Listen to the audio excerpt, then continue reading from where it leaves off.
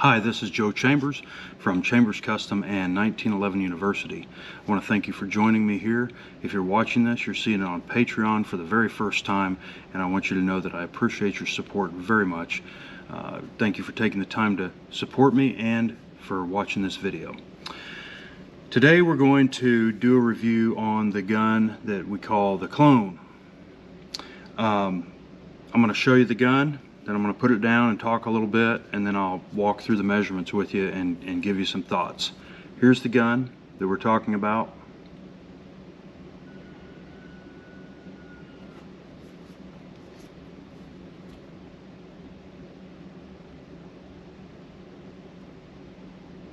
It's a bushing gun.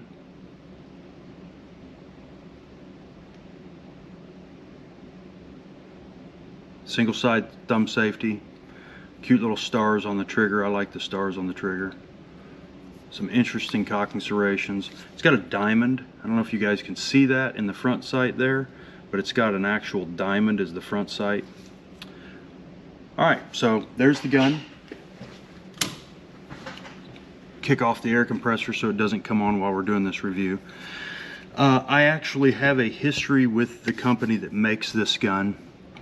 In July of 2011, they sent me one of their very first guns that they had produced called a Rangemaster, and asked me if I would help them. They were having problems with functioning, feeding, extracting, ejecting, and I agreed to help them. So I wrote, I did everything that I do today, measurement wise, on these guns for them then, and I sent them that document in an email form, and it was 3 pages typed of measurements and issues, same as this one is, 3 pages typed, and they decided not to hire me. At the time, I was under an NDA non-disclosure with them, which lasted for 5 years. That's over now, so I can talk about them as much as I want. I have chosen not to over the years because, you know, let bygones be bygones. And then a client sent me this gun and asked me if I would like to review it, and I was like, absolutely, let's see what's going on. This company has made some pretty wild claims in the past. Initially, when they came out, their website said that they fit the slide to frame fit to 0.0001. And myself and a couple of other gunsmiths who build guns for a living called them out on that and said that's physically impossible, because it is. And then they changed their dimension on their website to 0.001, so 1/1000ths. They have since taken those measurements off the website. They do talk about how these guns are made with the latest and greatest clone technology. I don't know what that is. They've trademarked the term. That these guns are made to aerospace tolerances that are tighter than any person can fit a gun by hand ever. So apparently these guns are supposed to be tighter than anything else that you can buy on the market, period, dot, the end, because of the technology behind them. What we see in the math is that's simply not true. I'm not one for coming out and just calling somebody a liar unless there's some facts behind it. But if you buy one of these and you believe it's the tightest gun that could ever be made, you're being fooled, because it's not. And the math doesn't lie. I really wanted to like this gun, just like I really wanted to like it 10 years ago. Based on their claims, the technology behind it, I thought it would be really awesome for a company to be able to manufacture a gun on a larger scale that had super tight tolerances. Unfortunately, just like 10 years ago, the gun disappoints. The gun has this particular gun has a deep dish crown. I'm not a fan of the deep dish crown. I have proven over and over and over again that the deep dish crown causes a degradation in accuracy at a distance, but you know, some people like it. The trigger pull starts out amazing on this gun. It's got a really nice trigger pull, and then it has all of the over travel. It has an over travel screw in the trigger, but nobody bothered to set it. It's a great trigger. It's a medium roll, and then all the over travel. when you have a lot of over travel on a trigger pull, it negatively affects your ability to shoot accurately because the trigger's still moving as the shot breaks instead of being stopped so that you can hold your point of aim. That's something that can be easily fixed. In the middle somewhere, I still had hope. Then I took the gun apart and I realized that the frame ramp cut on this gun is the same as what they were doing 10 years ago. They're still cutting it to basically 1912, 1914 Colt specs, which is half-inch diameter cutter and less than 350 deep, which is great if you want to shoot hardball or certain lead rounds. But if you think you're going to shoot a 230 grain hollow point or a 185 grain hollow point with a bigger nose out of this gun, you're probably going to have issues. The slide does have noticeable play in the slide to frame fit when you feel it.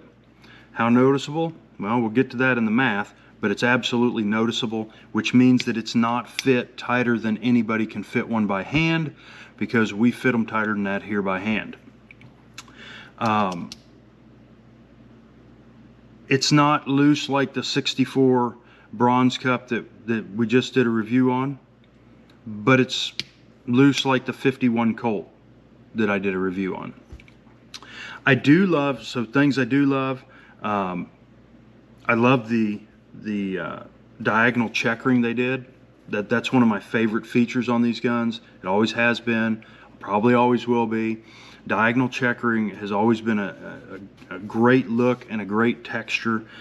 It's very, very, very difficult to do by hand and do it right, but when it is done right, it's amazing.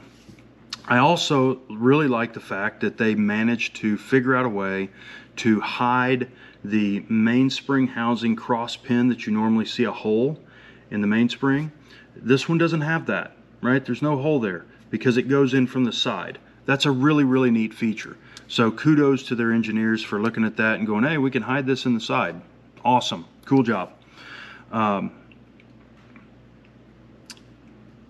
Overall, I like the diamond in the front sight. That's an idea that I had talked to them about 10 years ago, and it's actually similar to an idea that I'm using on a series of guns that I'm building for the shop to sell, called the Sapphire series. A little different, but it does concern me. I don't know how it's actually held in there. I know that their front sight is a front dovetail that's held in by the bushing, but whenever you see a gold bead that's not staked in some way, shape, or form, there is a propensity, it doesn't always happen, but there's a chance that that gold bead will fly out of the gun. I've seen it happen before, and that's why those of us that do gold bead front sights, we always stake them from the top just to make sure that the gold bead stays in there, but maybe they figured out some way to make it work. I like the fact that they got rid of the old style adjustable Novak sight that they were using. That thing was horrible looking. So they got a standard Novak sight on this gun. It looks much better. Not a huge fan of the thumb safety, the shape of it, or the grip safety. The grip safety just looks kind of cheap to me. It is what it is. Overall, I personally am kind of disappointed in the gun. It's a $5,500 gun. And as you're going to see here just shortly, it's built to no better tolerances than any of the other semi-customs on the market today. We've got a ton of other companies out there. There's at least 8 or 10 of them. They're all building guns to the same tolerance level, and they're all charging the $5,000 to $7,000 range. And so I'm quite frankly, I'm underwhelmed. So without further ado, you guys be the judge on whether or not you would buy one of these clone guns. This, like I said, this one comes in at about $5,500. And remember, math don't lie. 3.14 is always pi. All right, so measurements. We have a bushing ID of 5825. We have a barrel OD of 57995. That's a difference of 0.00255 a little over 2.5 thousandths. We normally want to see a 0.5 thousandths. The bearing surface in the bushing is 91 thousandths, 0.0915. Again, like we talked about in the 64 Bronze Cup review, we typically want to see that bearing surface to be 125 to 140 so that the gun has proper lockup that lasts a long time. The slide ID is 0.7007 and the bushing OD is 0.6989 for a difference of 0.0018. This means that the bushing can be turned with the fingers easily while the gun is in battery. Again, if that's aerospace tolerances, I don't want to go up in a aerospace. A bushing on a gun that turns while the gun's in battery, to me, is a no-go. That's a lack of quality tolerances, in my opinion. The bushing moves fore and aft 0 in the slide, which, okay, got that for them. The hood, the barrel hood to breech face gap is 1 thousandths. That's good. That's what we aim for. Although the left side of the barrel hood is impacting the inside of the slide, which absolutely negatively affects the accuracy and the reliability of the gun. Chamber depth is 905. Somebody paid attention to some notes, and I actually know one of the head gunsmiths at this particular company. He's a personal friend of mine. Super nice guy. He went there after he got out of the Marine Corps, and so he knows some of these numbers because we've talked about them in the past. Slide stop pinhole in the frame is 202. Slide stop pin diameter is 19925. So we got, you know, a little over 2.5 thousandths tolerance there. Not a big deal, not bad. Extractor length is proper at 2.249. Approximately 2 thousandths fore and aft play with the extractor in the slide. Again, not a huge deal. The firing pin plate is not super tight, but it's not sloppy. Barrel fit, there's 10% or less barrel contact with the slide stop when the gun's in battery. I checked it several times. So for those of you guys who are like, check it again, I've checked it several times. There's basically no barrel fit on this gun. None. There's no barrel fit up front, and there's no barrel fit in the back. Now, could you correct some of that by possibly replacing the bushing up front and making that tolerance a little tighter? Yeah, you probably could pick up a little bit. Not much, though. The barrel legs were surprisingly short. I was actually stunned by that. The slide stop hole in the link is 210.5, which means the gun is mistimed. Means the barrel is coming out of battery too slow, which means that eventually it's going to have, this gun is going to have some lug problems in the top of the slide based on my experience of what I've seen over the years. The barrel leg height, again, this was very surprising. The barrel legs are 88 thousandths tall, which is very short in my opinion. It's going to make this gun recoil a lot harder than it should. I'm going to find that out because the owner of this gun has told me that I can shoot it if I want to, and I'm kind of excited about that, to be honest with you. I don't get to shoot a lot of these guns that I review. The link bridge thickness is 0.0855, so it's a difference of 2.5 thousandths, which is perfect. If the barrel legs fit the slide stop, it would be a perfect combination. Unfortunately, the barrel legs don't touch anything. What we see here, now I will say that the link is bearing on the inside of the frame. So the bottom of the link is bearing on the inside of the frame. That gives it the illusion of having a barrel fit. When that wears out, and it will in very short order, when that wears out, what you have basically then is a floating barrel like you have in a current production Colt, Springfield, Kimber, any of those. You just have a floating barrel. It is what it is. It's a clone gun. Slide side-to-side tolerance. Now this is where it gets really interesting to me personally because of the wild claims that this company has made over the years that they use this clone technology. It's aerospace engineered. It's made to the tightest tolerances that you could ever imagine that no man could ever accomplish by hand. And the side-to-side tolerance on this gun is 0.0016. So it's over 1.5 thousandths side-to-side play. And you know from reading what we do here on a stainless gun, the maximum side-to-side tolerance we want is 1/2 thousandths. So less than 1/3 of what they have with the clone technology and the aerospace engineering. I'm disappointed, quite honestly, because if we can get 1/3 that tolerance by hand on stainless, how come they're not getting it with aerospace technology themselves? I don't know. I can't answer that for you. The height, on the first measurement, we have 3.5 thousandths. We know that we shoot for 2 because of stacking. On the second measurement, they have 4. So we have a total of 7.5, which is 3.5 more than what we wanted. Here's the issue I had with the height. The frame was relatively straight, in some of the measurements. The slide is all over the place, folks. I mean, you measure in one spot and it's 1/16. You measure in the next spot, it's 1/18, 1/18.5. You measure in another spot, it's 1/17. If these were truly made to aerospace technology tolerances, wouldn't they be straight as an arrow?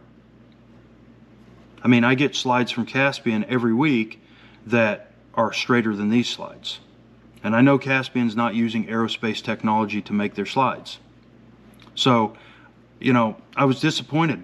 The gun is loose up and down. The gun is loose side to side. The gun doesn't have a barrel fit. All right, moving on. Frame vertical impact surface is 0.337 from the rear of the slide stop pinhole. So it's a little bit over spec. The barrel vis measures 328, so it's a little bit under spec. But the way they cut it, it's still hitting at the very top radius of the barrel vis and the very top radius of the barrel legs to the body. So we're okay there. Also, it doesn't hurt that the link again is at 210.5, so you have a little bit more movement to the rear that the barrel can go to make it stop. Trigger parts, the trigger pull measures just under 3.8 ounces, or 3 pounds 8 ounces on NRA certified scales. It's got a 23-pound mainspring. It's got a disco that's been unmodified, unpolished at 1.304. The sear appears to be an unmodified drop-in part at 7725. So it's, you know, within a reasonable spec. The hammer hooks were dressed for over travel bump and measure 19.5. Although it doesn't matter because the over travel is not set, so you don't have to worry about the bump. You know, and again, that was kind of a disappointment to me. All right, so the conclusion: $5,500 gun made supposedly with clone technology and aerospace innovation. You know, the parts fit and all that jazz.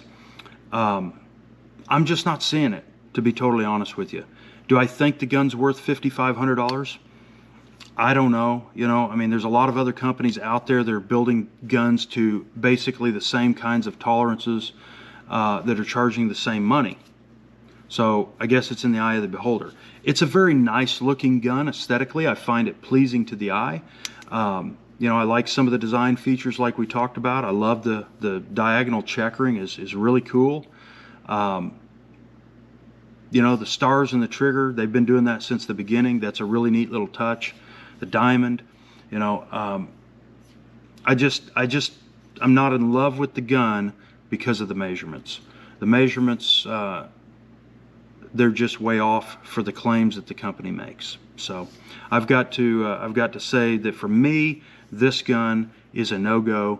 I wouldn't buy this, just based on that, based on the fact that they make a lot of hype about about the measurements that they achieve, and then they don't achieve any of those measurements. So anyways, this is Joe Chambers from Chambers Custom and 1911 University. Thank you once again for joining me for another review. This one was on the clone gun.